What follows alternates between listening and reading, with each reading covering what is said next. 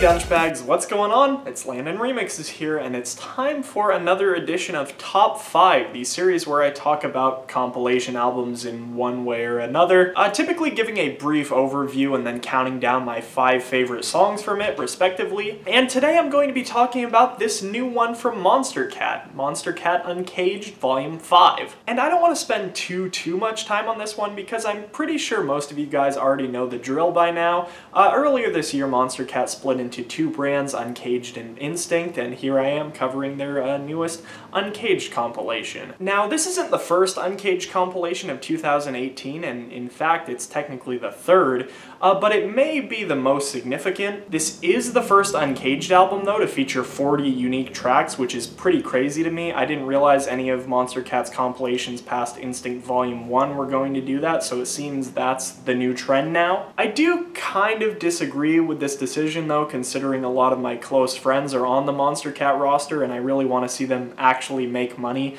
I feel like pumping more tracks onto it is just going to disperse the money even thinner. But I guess if it makes them happy, I guess it works. Beside that, though, a lot of big things did happen with this compilation, and I'd say as usual that just comes in the form of new artist recruits, which there are some absolutely insane ones on Uncaged 5. Making their debut on Uncaged Volume 5 is Knife Party, Crankdat, Asking Alexandria, Kill Paris, Dyro, Dioro, Wooly, Bear Grylls, Ricky San, Tisoki, Fowler, Goja, Solji. I think that's about it, but Falcon Funk made a comeback, no pun intended, after being off the label for 4 years, which is kind of crazy. I think the biggest thing on this album, though, for me, besides the fact that freaking Knife Party made an appearance here, is the fact that Monstercat did a co-release with Sumerian Records on Kneel Before Me. Presumably they had to do that to get Asking Alexandria on a song, but it's still pretty crazy. I think that's the first time Monstercat's done a co-release with any label since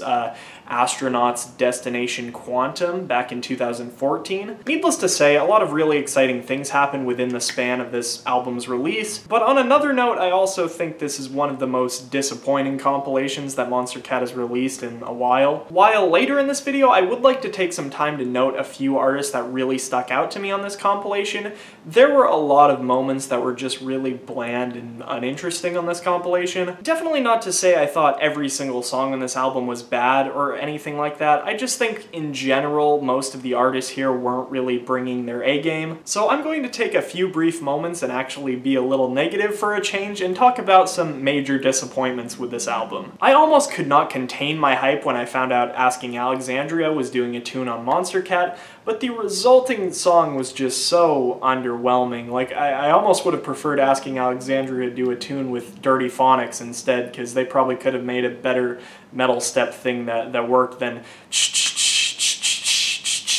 the Mern and Grant collaboration, Fault. Well, I don't think it's a bad song by any stretch, and actually I think it's one of the better tunes that Mern has put out. I was just a bit disappointed that, like, none of Grant's signature style really shows up in this track. Like, I'm pretty sure the whole point of getting excited about them collaborating was to see those sounds come together in a really unique way, and then it kind of sounds like your standard Mern tune, though I do enjoy it quite a bit. It was just a bit disappointing to me. I was really excited when I found out that Trivecta and Wooly were releasing a song together. I've enjoyed a great deal of both of their music in the past, but then the result of this song just ended up being, like, cold-hearted but for hipsters. There's Wicked, which I really don't care about Bear Grylls that much, but I guess I'm just more disappointed in Sullivan King. I thought he was done doing these, like, stupid features and moving on and moving forward as an artist, but apparently that hasn't happened. There's Paradigm by Bad Computer, which is kind of your standard Bad Computer song, and his stuff is generally really good,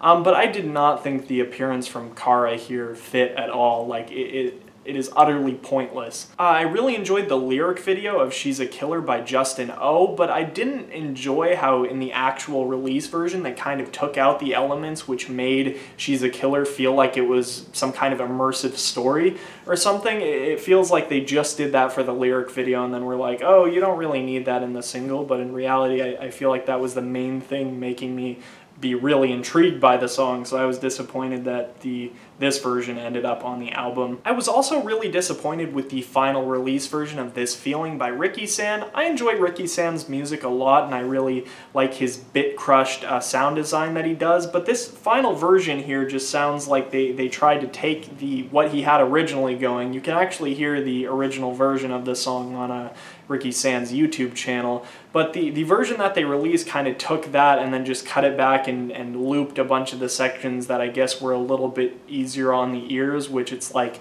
if you're going to do that to Ricky San, I don't know who's going to get fooled by that. And that's really all I wanted to say in regards to the disappointments on the album. Let's get into the good stuff. As usual, I'm going to go through my 5 favorites in the order that they appear on the album rather than in the order that I like them or anything like that, because I know opinions change over time and I don't really like doing that. I'd say first up is actually the first track on this album, the Knife Party and Pegboard Nerds collaboration, Harpoon. If you watched mine and the Wonky Angles collaborative review of that Pendulum Reworks album, you already know that we both like this song quite a bit. I don't think it's anything absolutely extraordinary, especially if you consider the fact that there were 4 long-time producers on this track, but I would say this is one of my favorite Knife Party tunes that they've released since Abandoned Ship. Definitely takes me back to Knife Party's early days when they were doing primarily electro house, and I was actually getting some Power Glove vibes on this song a bit. I also really enjoy the way that they incorporate those classic house vibes, and it feels to me really genuine, especially knowing that all of the producers that were behind this track were around when house was booming. Although I really would have liked to see what Knife Party and Pegboard Nerds could have come up with if they were to do a dubstep track together,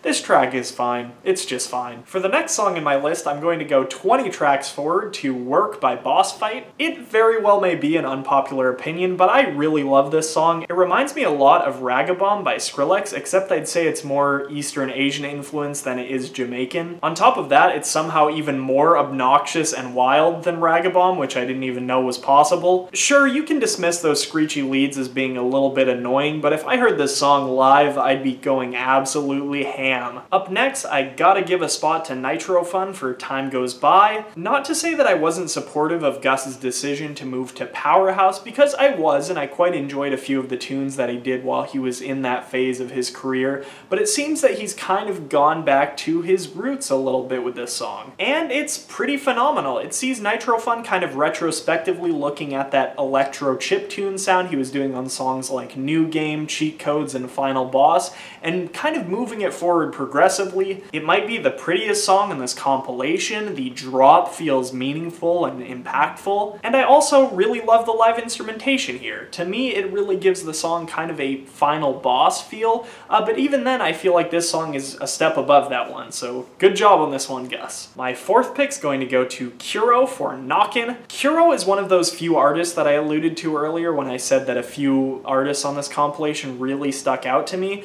Their releases just keep getting better and better with like every passing month. They keep doing more and more wild experimentation, all while somehow being able to balance it so nicely with their really dark and sinister atmospheres. This track here is definitely no exception. I mean, it's not like Halftime is an easy genre to make, but they make it look easy. And I'd say that Take Me Down is about equally as fantastic as Knockin', but the thing that puts Knockin' above Take Me Down for me is that I saw Graves play Knockin' at Paradiso Festival earlier this summer, and I've got to say this song sounds absolutely fantastic out of festival speakers. I'm also just in a huge Halftime phase right now, so you can kind of thank that for my love of this song. And before I dig into my last track, I would like to give a quick shout out to Boss Fight. Dude is insanely talented. He just keeps releasing crazy off-the-wall EDM bangers, and he's doing it constantly. Like, he's got 3 songs on this album, and all of them are pretty solid. Definitely be following Boss Fight closely if you aren't already. He's making some big moves. And the last song that I want to talk about in this edition of Top 5 is The Mob by Riot. Once again, this is another situation where it was very close between this track and the other track that the artist has on the album.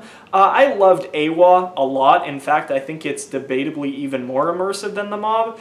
but the mob is the only one out of the two that literally gave me goosebumps. And in fact, I think it's the first song on Monstercat in a while that's done that to me. Either way, both of these tracks prove that Riot just keeps getting better and better at what they do. It is a really rare occasion when I can find a bro step song that like mentally takes me to another place. In the case of this song, it literally makes me feel like I'm in some kind of futuristic dystopian mob fighting against the government. The drops on the song are insane. I really enjoyed the little orchestral and choral sections. And then the little unsettling ending with the music box is just so good. I liked Riot before, but after this song, I love Riot, and I am so excited to see what they bring to the table with their EP. Anyway, that's about going to do it for this edition of Top 5. As always, if you guys haven't listened to this compilation already for yourselves, you can check out the link down in the description below to stream it.